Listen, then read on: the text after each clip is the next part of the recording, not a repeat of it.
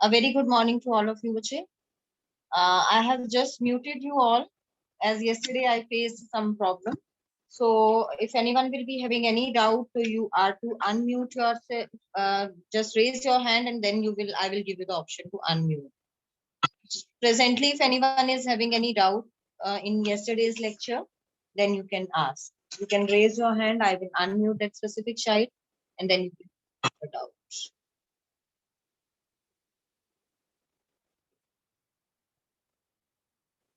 You will be having some else period, but your maths period is the third one. You can leave the meeting and join your timetable. So I hope there is no doubt. Now I'm going to discuss question number 2, part 2 of exercise 3.5.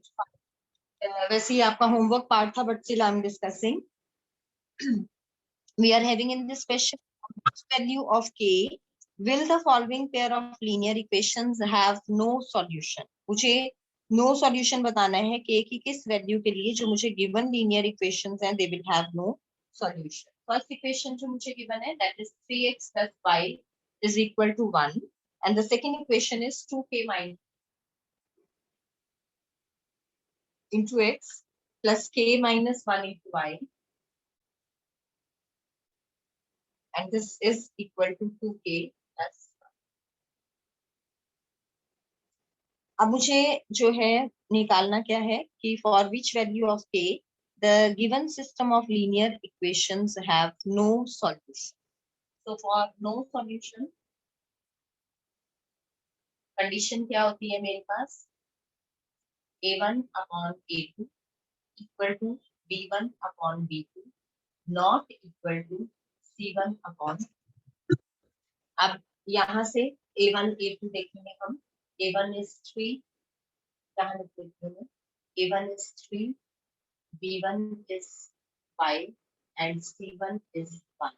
दोनों जो मेरे constant terms हैं they are on the right hand side, तो मैं इसको ऐसे directly ले सकती हूँ. अदरवाइज आप क्या करो कि हर एक क्वेश्चन में ये हैबिट रखो, क्योंकि क्रॉस मल्टीप्लिकेशन में we have to bring it to the left hand side. तो आप हर एक क्वेश्चन में ये हैबिट रखो कि जो ये कांस्टेंट्स हैं you will bring them to the left hand side. तो अगर आप इनको लेफ्ट हैंड साइड पे लेके आते हो इस तरीके से बन जाएगा. बट यहाँ एक चीज का ध्यान रखना है, 2k plus 1 को जब आप इकट्ठा लेके आओगे तो बाहर माइनस का साइन और इसको ब्रैकेट में लिखना है. सो यहाँ पे c1 मैंने अब चेंज कर दिया टू -1.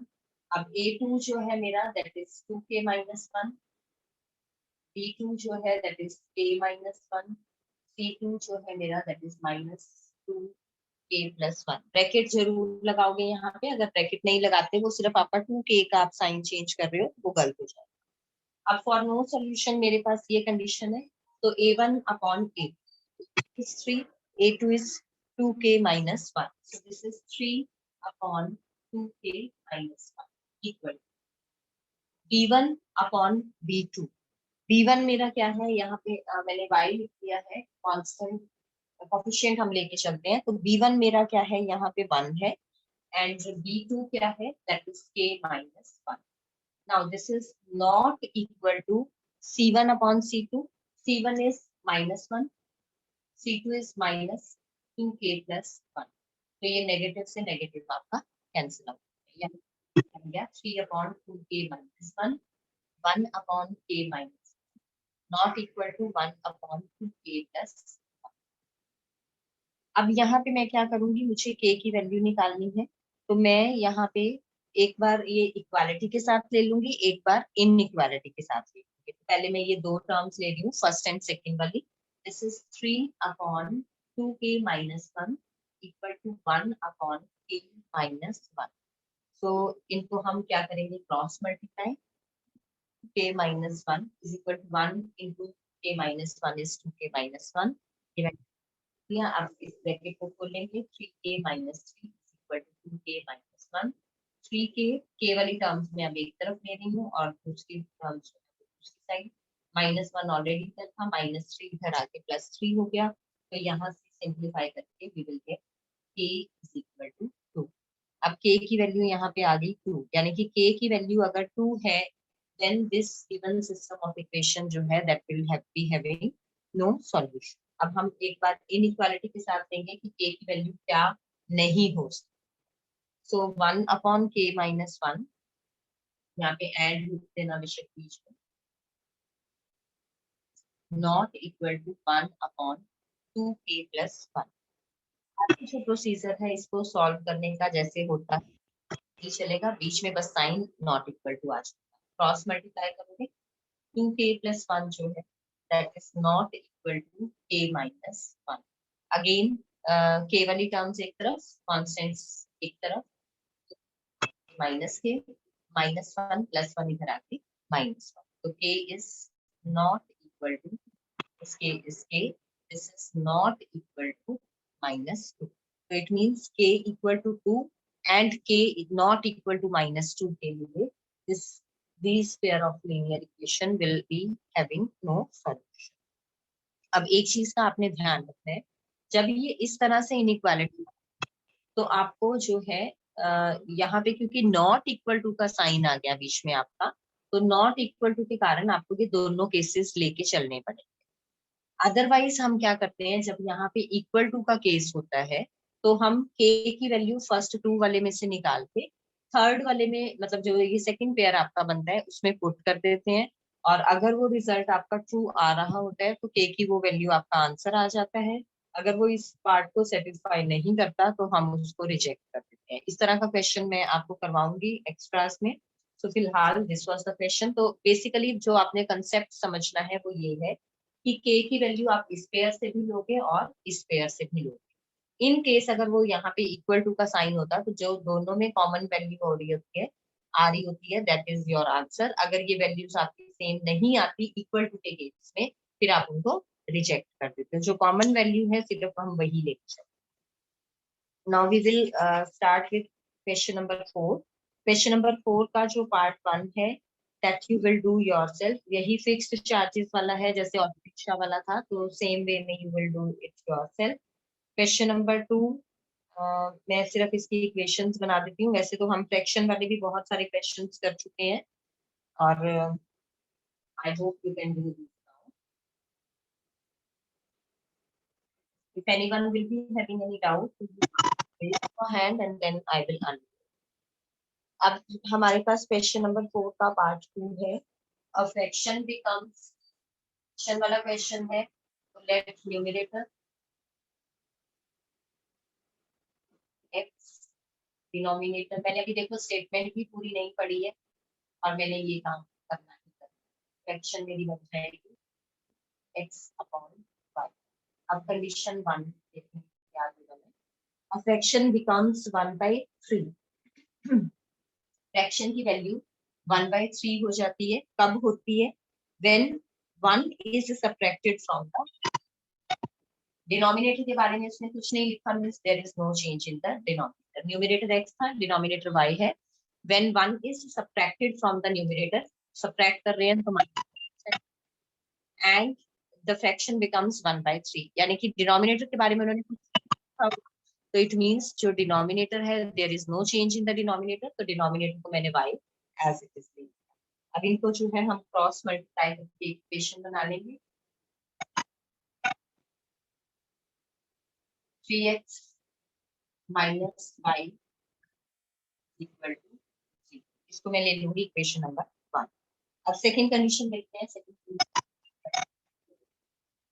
कंडीशन 2 में ही same, it becomes 1/4 when 8 is added to its denominator. Fraction becomes 1/4 when 8 is added to the denominator, यानी कि +8 कर रहे हैं डिनोमिनेटर में. अगेन न्यूमरेटर के बारे में इन्होंने कुछ नहीं लिखा, तो there is no change in the numerator. So again cross multiply and get the equation. This is 4x minus 5 minus 8.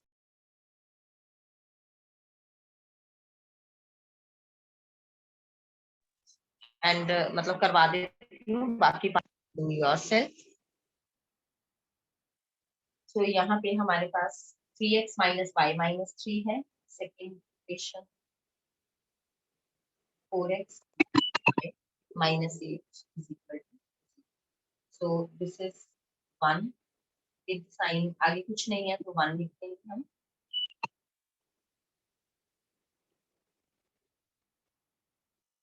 ये आ गया आपका 2 और ये आ गया। सो मेथड था 2 3 1 2। 2 के नीचे 2 वाला -1 -1, 3 के नीचे 3 वाला -3 -1। इनको अलग करने के लिए कि कंफ्यूजन ना हो मुझे कैलकुलेशन, ये लाइन लगा देती हूँ। एंड देन 1 के नीचे 3 4, 2 के नीचे अगेन -1 -1। अब क्रॉस करेंगे मल्टीप्लाई, एक्स और वाई वेरिएबल्स हैं, X upon Y upon left hand side पे हमने लिए हुए हैं कि आप 1, अगर राइट हैंड साइड पे होंगे तो -1 अपॉन लिखेंगे। अब देखो एक्स के नीचे जो एक्स वाले हैं उनका हम ले लेंगे यहाँ पे -1 into -8 is plus, -1 into -3 is +3, तो यहाँ पे बन गया 8 माइनस। देन वाई के लिए -12 साइन चेंज होगा, -8 इंटू 3 इज -24, साइन चेंज करके +24। अब this is equal to 1 upon -3 -4 है साइन चेंज होके +4। अब ये हो गया आपका x upon 5, y upon 12, 1 upon 1 is 1। तो x upon 5 is equal to 1, y upon 12 is equal to 1। इसको पहले कांस्टेंट के साथ इक्वेट किया, फिर इसको कांस्टेंट से इक्वेट किया। x की वैल्यू आ गई मेरी 5 एंड y की वैल्यू आ गई मेरी 12। तो x5 y12, मुझे क्या फाइंड आउट करना था इसमें, फाइंड द फ्रैक्शन। तो फॉर्म में लिखोगे fraction is equal to 5 upon 12। So this is your answer. Now question number इसी का थर्ड पार्ट अब ध्यान से देखना। Yash scored 40 marks in a test. Test किया और उसने 40 मार्क्स जो है वो स्कोर किए, getting 3 marks for each right answer and losing 1 mark for each wrong answer। उसने जितने भी टोटल जो है वो मार्क क्वेश्चंस अटेम्प्ट किए, अगर उसका आंसर राइट था तो उसको 3 मार्क्स मिले, अगर उसका आंसर रॉन्ग था तो 1 मार्क मिला, यानी कि negative marking was there. So had 4 marks been awarded for each correct answer, कि पहले कंडीशन दी कि करेक्ट आंसर के लिए 3 मार्क्स मिल रहे हैं और रॉन्ग आंसर के लिए 1 मार्क डिडक्ट हो रहा है। अब वो कंडीशन चेंज कर रहा है, वो कह रहा है कि अगर आंसर के लिए 4 मार्क्स मिले होते और इनकरेक्ट आंसर के लिए उसके 2 मार्क्स डिडक्ट हुए होते तो उसका स्कोर जो है वो 50 मार्क्स होता। पहले उसका स्कोर उसने दिया 40 मार्क्स, उसके लिए कंडीशन दी उसने कि 3 marks for the correct answer and 1 mark deducted for the wrong answer. अगर उसका जो है वो कंडीशन चेंज कर रहा है कि 4 मार्क्स करेक्ट आंसर के लिए मिलते, 2 मार्क्स रॉन्ग आंसर के लिए मिलते, तो वो 40 की बजाय 50 मार्क्स जो है वो स्कोर करता। क्वेश्चन में उसने क्या पूछा, how many questions were there in the test. अब हमें क्या निकालना है, नंबर ऑफ क्वेश्चंस निकालने हैं टेस्ट में। तो देखो अब नंबर ऑफ क्वेश्चंस जो है निकालने हैं, मुझे उसके करेक्ट क्वेश्चंस भी लेने हैं और इनकरेक्ट भी लेने चाहिए। तो जो उसके करेक्ट हैं आंसर्स वो मैं x मान लेती हूँ और जो इनकरेक्ट आंसर्स हैं वो मैं y मान लेती हूँ। तो यहाँ पे हम लेके चलेंगे इसको, question number 4 part 3। Let the number of right answer, इसमें राइट इन करेक्ट दोनों वर्ड्स गिवन है, you can use any one of these.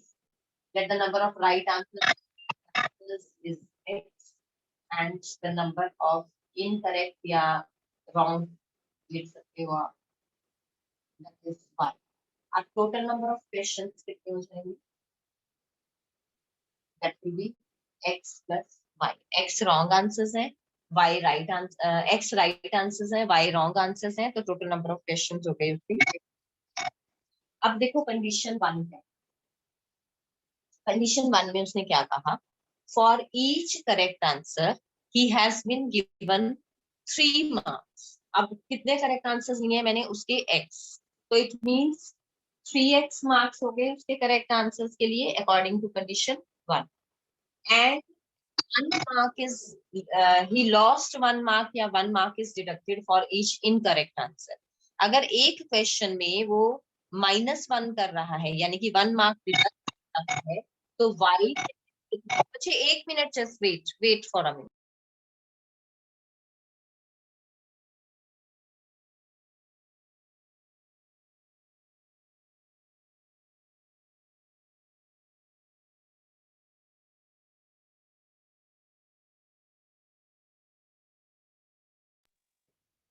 Yes, now coming back to the point कि अगर वो जो है उसको फर्स्ट कंडीशन में उसने क्या कहा कि उसको राइट आंसर्स के लिए 3 मार्क्स मिल रहे हैं, रॉन्ग आंसर के लिए 1 मार्क उसका डिडक्ट हो.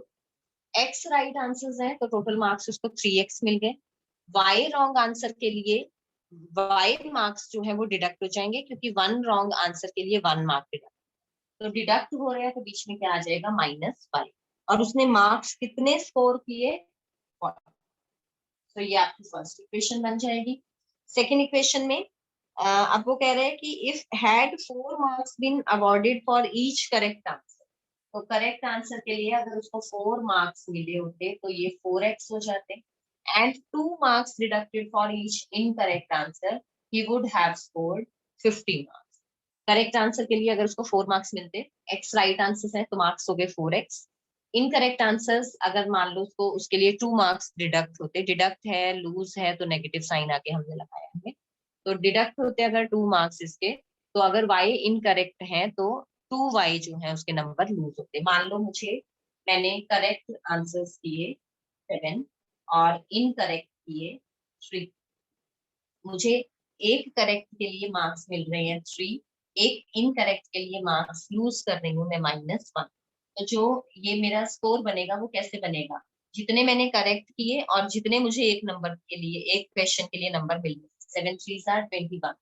जितने मैंने इनकरेक्ट किए और जितने मैं लूज कर रही हूँ एक इनकरेक्ट के लिए, दैट इज -3. और ये सम टोटल जो है that will be my score. So जो है अब ये है हमारा, यानी कि ये सेम कंडीशन उसने दी. करेक्ट क्वेश्चन जो थे वो x थे तो स्कोर कितना हो गया 3x. इनकरेक्ट जो थे वो उसके y थे तो स्कोर कितना हो गया y. और टोटल उसने कितने मार्क्स जो है वो दिए हुए हैं हमें 40. सेकेंड केस में सेम कंडीशन चेंज हो. करेक्ट के लिए उसको 4 मार्क्स मिल रहे हैं, इनकरेक्ट के लिए उसको y मार्क्स मिल रहे हैं. तो टोटल जो उसके मार्क्स बने वो कितने बने 4x - 2y. यहाँ पे -2 हो रहा है तो दिस इज -2y. तो टोटल क्या बना 4x - 2y. तो कितना दिया हुआ है इसका, कितना वो ले रहा है 50. तो ये आपकी सेकेंड इक्वेशन बन गई. I hope these 2 equations are clear. अगर अभी भी कोई डाउट है कि ये कैसे फॉर्म हुई है then you can ask. Raise your hand and you can ask your doubt if there is any. Just a moment, Rishi.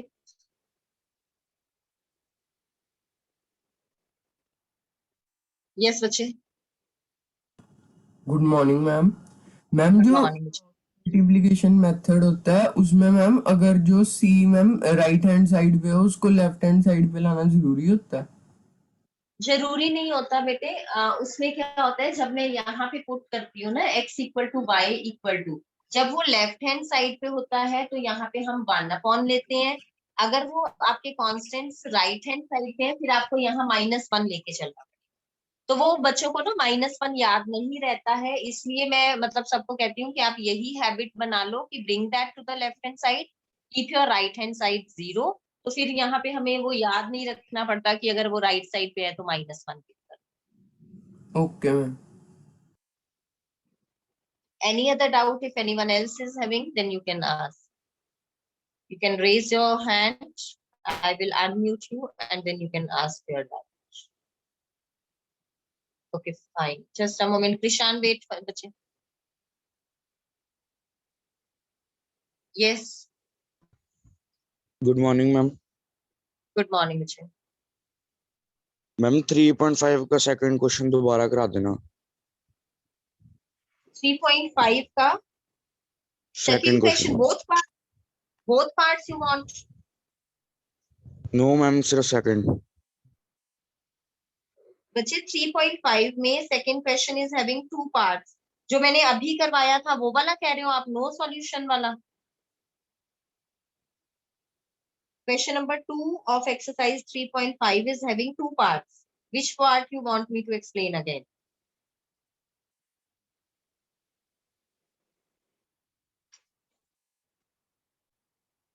Just a moment, bache. I am giving you the option to unmute again. Now you can ask, bache. Ma'am second वाला, second part. बच्चे 2 parts हैं, second का second part करवाऊं मैं? Yes, no आप एक बार solution वाला। okay, okay, fine. After the finishing this question, I will take that again. No problem.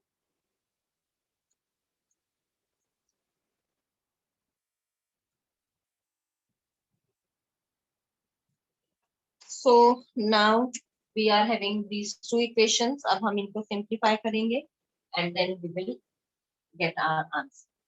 Simplify करते हुए अगेन ये आपका 1 आएगा, ये आपका y के आगे कुछ नहीं है तो मैं 1 लिख दूंगी, ये मेरा 2 आ जाएगा एंड ये मैं लेफ्ट हैंड साइड पे लाऊंगी, पहले राइट हैंड साइड 0 बना दी मैंने, तो ये दोनों वैल्यूज ने मुझे दिया 3। अब मेथड लगाना है 2, 3, 1 एंड 2। 2 के नीचे -1 -2, 3 के नीचे आपका -40 -50, 1 के नीचे 3, 4, अगेन 2 के नीचे -1 -2। ये 2 वाली वैल्यू इधर 2 के नीचे लिखी, ये 3 वाली वैल्यू इधर 3 के नीचे लिखी, ये 1 वाली वैल्यूज 1 के नीचे लिखी, अगेन 2 वाली वैल्यूज यहाँ लिखी। तो अगर आप इस तरह से हाईलाइट कर देती हो ना विद साइन, तो गलती होने के चांसेस कम हो। अब फर्स्ट वाला पेयर विल गिव मी, क्योंकि मेरे वेरिएबल x y थे यहाँ पे तो मैंने x और y ले लिए, इक्वल टू 1, क्योंकि मेरा जो ये कांस्टेंट टर्म्स हैं these are on the left hand side. So ये -1 into -50 will give you +50, and then -2 into -40 is +80, sign change करना है तो -8, then -40 into 4 is -160, -50 into 3 is -150, sign change करके लिखना है तो +1, and then -6 -4, sign change करके लिखना है +4, so this is x upon -30, y upon -10, 1 upon -2। तो x को एक बार इसके साथ ले लेंगे, एक बार y को इसके साथ ले लेंगे, x upon -30 is equal to 1 by -2, ये आपका कैंसिल आउट हो जाएगा, x is equal to 30 by 2, यानी कि x is equal to 15, and then y by -10 is equal to 1 by -2, negatives करते हैं, y is equal to 10 by 2, यानी कि y इज इक्वल टू 5। तो अब हमारा जो यहाँ पे आया वो क्या आंसर आया कि जो हमारे नंबर ऑफ राइट आंसर्स हैं दैट इज 15, एंड जो नंबर ऑफ रॉन्ग आंसर्स हैं हमारे दैट इज 5। अब उसने क्या पूछा था यहाँ पे, नंबर ऑफ राइट आंसर्स है 15 एंड नंबर ऑफ रॉन्ग या इनकरेक्ट आंसर्स है 5। उसने हमसे क्वेश्चन में क्या पूछा है, how many questions were there in the test. तो मुझे राइट और रॉन्ग नहीं बताने, मुझे टोटल नंबर ऑफ क्वेश्चंस जो है वो बताने हैं, this I have to tell. तो ये छोटी छोटी चीजें हैं जिनका आपने ध्यान रखना है। तो लास्ट में हम लिखेंगे total number of questions 15 right है, 5 रॉन्ग है, तो that is equal to 20। So 20 will be your answer.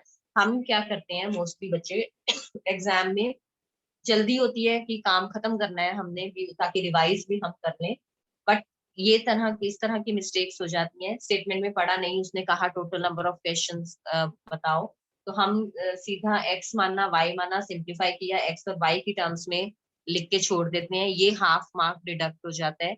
अगर ऐसे ही हाफ मार्क आपका डिडक्ट होते हैं, 3-4 क्वेश्चंस में भी डिडक्ट हो गए, तो जो आप टॉपर बच्चे हो आप लोगों को हाफ मार्क्स से भी बहुत ज्यादा पोजीशन पे फर्क पड़ता है।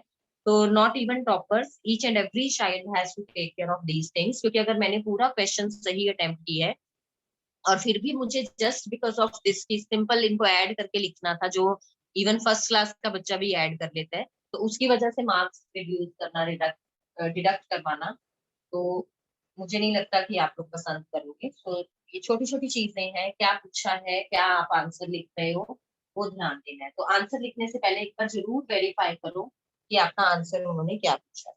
So now we are just going to discuss again to question number part 2. दोबारा से मैं बता दूं, as one child was having the doubt in that. हमें इसमें given था for which value of k the following pair of linear equations have no solution. First equation मुझे given थी 3x plus y equal to 1. Second equation मुझे given है 2k minus 1 into x plus k minus 1 into y, and this is equal to 2k plus 1. मैंने सबसे पहला काम क्या किया, all the things I am bringing to the left. मेरी ये इक्वेशंस ये बन गई. अब यहाँ से this is your a1, this is your b1, y के आगे कुछ नहीं है, मैंने बाकी किया, and this is your c. ये a2, ये b और ये c with sum.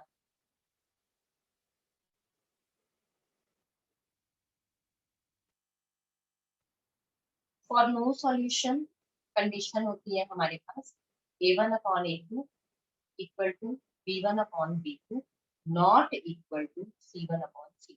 यानी कि a1 और a2, b1 और b2 की वैल्यूज आपस में इक्वल होंगी.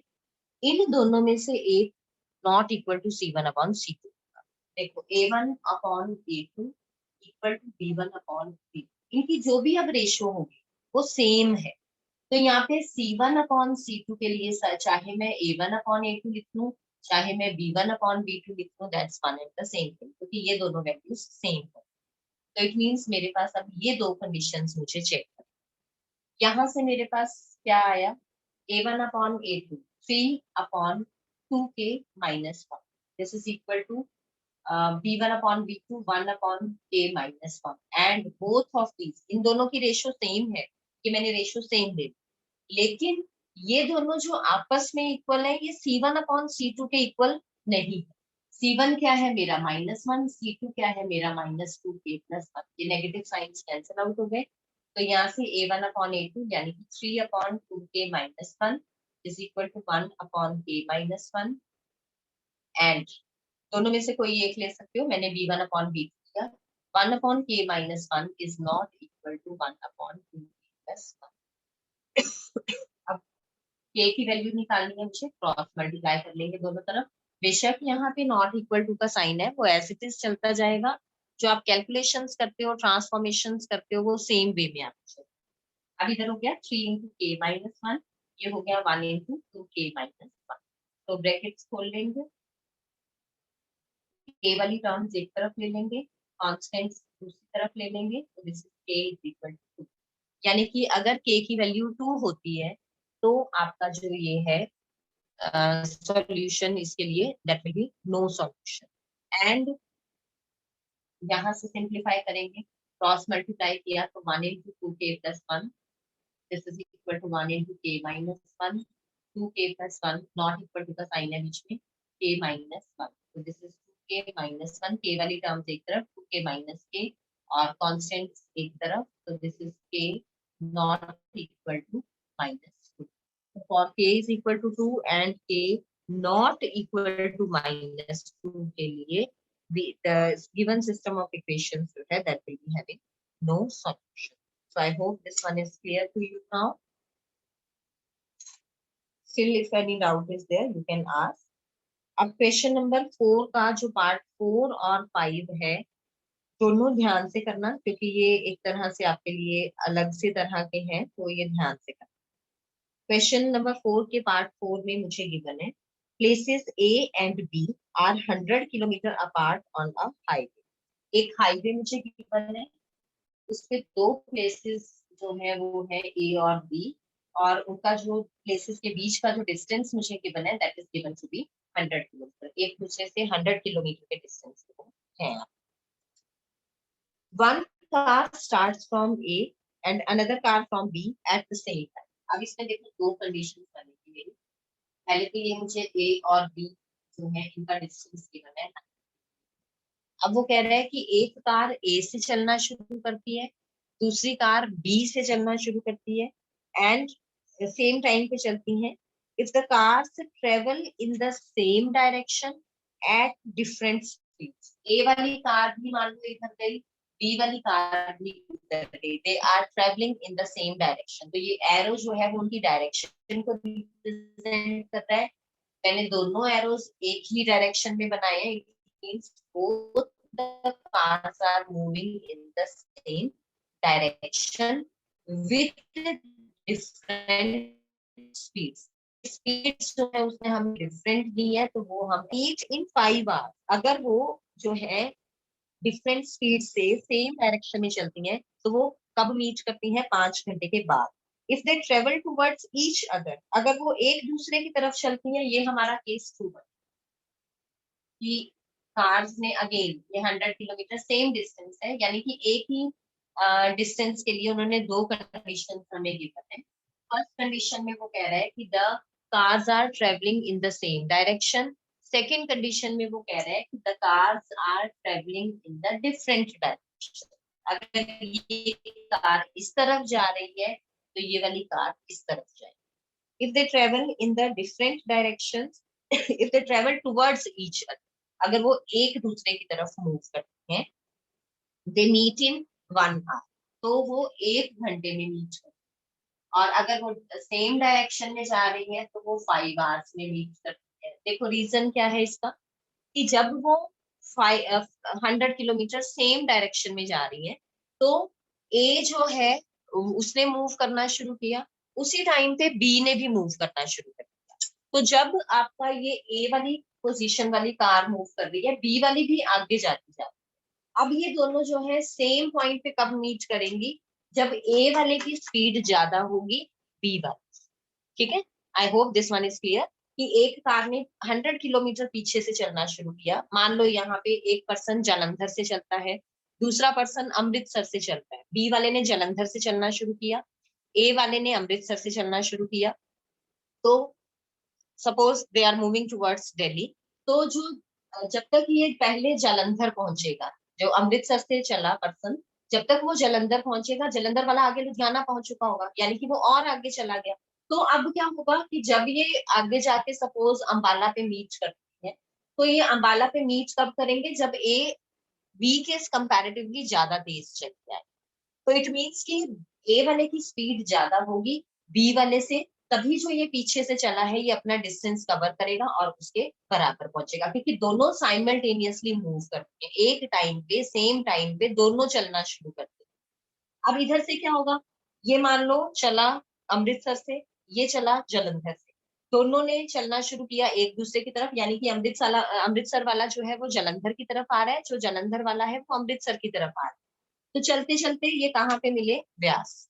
दोनों जो है वहां पे मिलेंगे, क्योंकि उसने उधर से डिस्टेंस ट्रेवल किया, इसने इधर से डिस्टेंस ट्रेवल किया। तो बीच में कहीं ना कहीं अमृतसर से जालंधर के बीच में जो भी पॉइंट आएगा वहां पे वे मीट करेंगे, तो उनको ऑब्वियसली टाइम कम लगा। यहाँ पे क्योंकि वो आगे जाके कहीं मीट करेंगे, दोनों जो है जितना ए चल रहा है उतना बी भी चली जा रहा है आगे, तो इनको इस केस में टाइम जो है वो ज्यादा लगा है। सो आई होप कि ये स्टेटमेंट आपको क्लियर होगी। आगे इसने क्या कहा, what are the speeds of the two cars. मुझे जो है दोनों कार्स की स्पीड्स निकालनी है। तो जो चीज हमने निकालनी होती है उसको हम एज्यूम कर लेते हैं। Let the speed of car starting from point A is X, ये मैं यहाँ लिख देती हूँ। Let speed of per hour, speed है तो किलोमीटर पर आर लेके चलेंगे, and speed of car B, car at B, that is Y kilometre per hour. अब इतना आई होप ये क्लियर होगा कि स्पीड हमने उनकी एज्यूम करती है।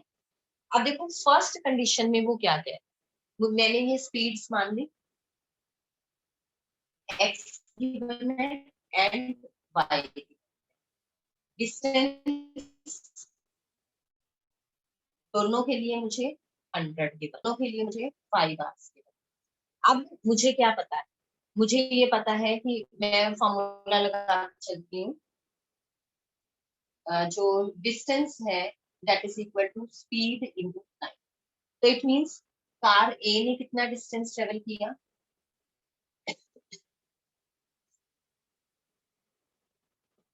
एक्स स्पीड है, टाइम 5 आवर्स है, तो कार ए ने डिस्टेंस ट्रेवल किया 5x, कार बी ने डिस्टेंस ट्रेवल किया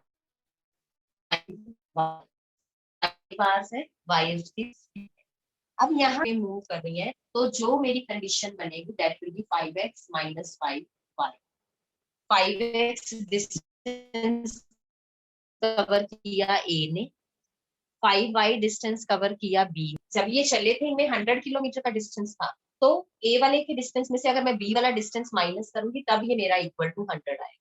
कि ये यहाँ से चलने शुरू हुआ a, इसने इतना डिस्टेंस ट्रेवल किया, b यहाँ से चलना शुरू हुआ, इतना, इसने इतना डिस्टेंस ट्रेवल किया। तो ये वाला जो गैप है दोनों का, इसने 5x डिस्टेंस ट्रेवल किया, इसने 5y डिस्टेंस ट्रेवल किया, ए वाले ने ये 100 किलोमीटर जो है वो एक्स्ट्रा कवर किया, तो इसलिए 5x minus 5y is equal to 100।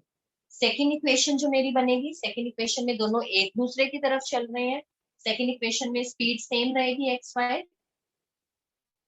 Distance 100 रहेगा, टाइम कम हो गया, टाइम हो गया 1 आवर।